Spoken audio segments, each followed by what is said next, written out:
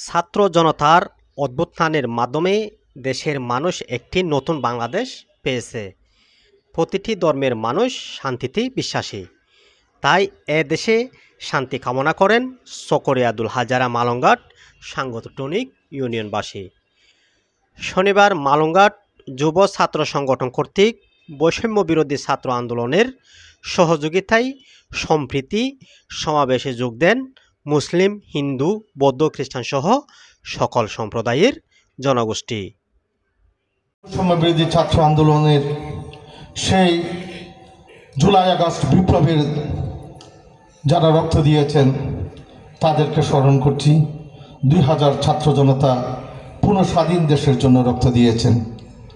আমি নিশ্চিত আজকে যদি ছাত্ররা রক্ত না দিত তাহলে আজকের মালংঘাট থানা পুলিশের ইনচার্জ মেহেদি হাসান ওসি হিসাবে এখানে বসতে পারতেন না।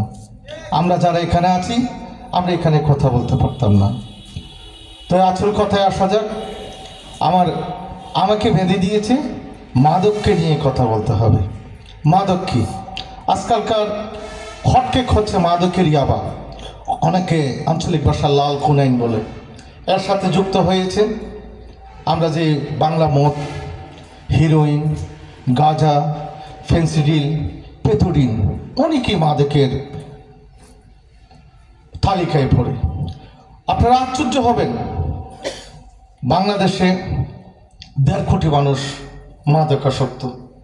তার মধ্যে 1 কোটি প্রতিনিয়ত মাদক সেবন করে প্রতিদিন, আর 50 লাখ হয় 2-1 দিন পর মাঝে মধ্যে মাদক সেবন করে। শুধু তাই নয়, 1.5 কোটির মধ্যে 86% হচ্ছে আমাদের মতো পুরুষ।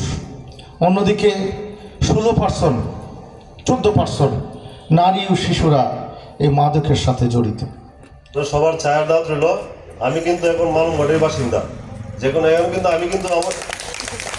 আমি মালংঘাটের মানুষের সুখ দুঃখের কিন্তু আমি ভাগিদার। আমি কিন্তু আপনাদের এলাকারই বাসিন্দা। আমি আমার স্ত্রী সন্তান নিয়ে কিন্তু আপনাদের এলাকাতে বসবাস করতেছি। আমার যে বাচ্চা, আমার একটা মেয়ে, এই মেয়েটাকে আমি আপনাদের স্কুলে আমি ভর্তি করাবো। মানে মোট কথা আপনাদের এলাকার আমি বাসিন্দা।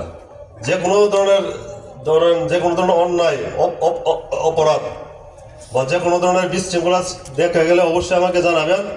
যে আপনাদের যে চকরিয়া থানা ওসি স্যার আছে, স্যার আমাকে অত্যন্ত আদর স্নেহ করেন। উনি আমাদের অনেক সিনিয়র। এবং এখানের যে চকরিয়া থানার যে উচিত তদন্ত আমার বন্ধু বেস্টমেট, থানার সমাজে যে কোনো ব্যাপার আপনারা আমাকে বলতে পারেন। আমি ওসি স্যার আছে বা উচিত তদন্ত আছে, ওনাদেরকে আমি ইনফর্ম করব। তো আপনারা সবাই ভালো থাকেন, সুস্থ থাকেন। সামাজিক যোগাযোগ মাধ্যম ফেসবুক, ইউটিউব সহ বিভিন্ন মাধ্যমে যারা গুজব ছড়ানোর চেষ্টা করে সেটা থেকে সবাইকে বিরত থাকতে হবে। তাহলে অসাম্প্রদায়িক নতুন বাংলাদেশ গড়ে তোলা সম্ভব বলে মনে করেন বিশেষজ্ঞরা। আমাদের ধর্মীয় অনুশাসনে আমাদের মহান রাসূল পাক এবং খলিফাগণ এই মাদককে হারাম করে দিয়েছেন। এটা যেহেতু হারাম করে দিয়েছেন, এটা সেবন করলে, এটা গ্রহণ করলে মানুষের মস্তিষ্ক বিকৃত হয়ে যায়। 15 বছর 7 মাস 7.5 দিন পরিবেশটা ছিল আমাদের সম্পূর্ণ প্রতিকূলে। এই অনুকূল পরিবেশ সৃষ্টি করে দিয়েছেন মহান রব্বুল আলামিন।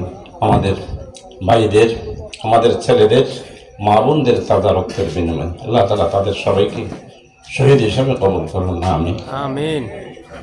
মেহেদি ভাই আছেন, আমি ওনার দৃষ্টি আকর্ষণ করছি, যদি পারেন আমাদেরকে এই মালংঘাট তথা স্কুলের পরিবেশকে সমুন্নত রাখার জন্য আপনি ব্যবস্থা নেবেন।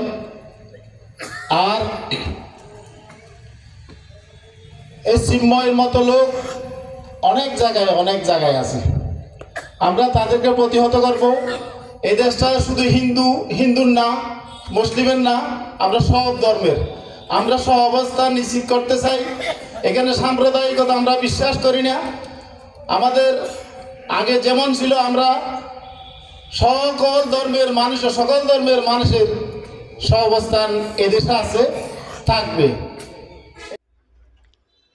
এদিকে শান্তিপ্রিয় মানুষ সম্প্রীতি বন্ধনে আবদ্ধ।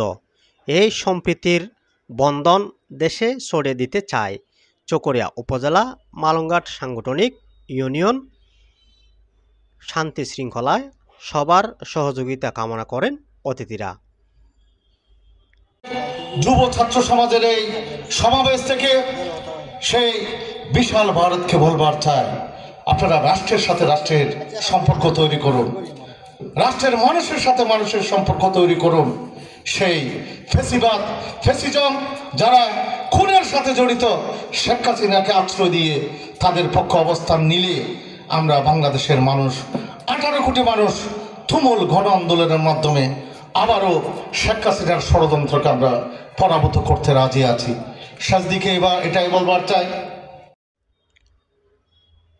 বক্তব্য শেষে সমাবেশে যোগ দেওয়া সকল জনগোষ্ঠী ও অতিথিদের লাল গোলাপ ফুল দিয়ে বরণ করে নেন মালংঘাট যুব ছাত্র সংগঠন কর্তৃক বৈষম্য বিরোধী ছাত্র আন্দোলনের প্রতিনিধিরা।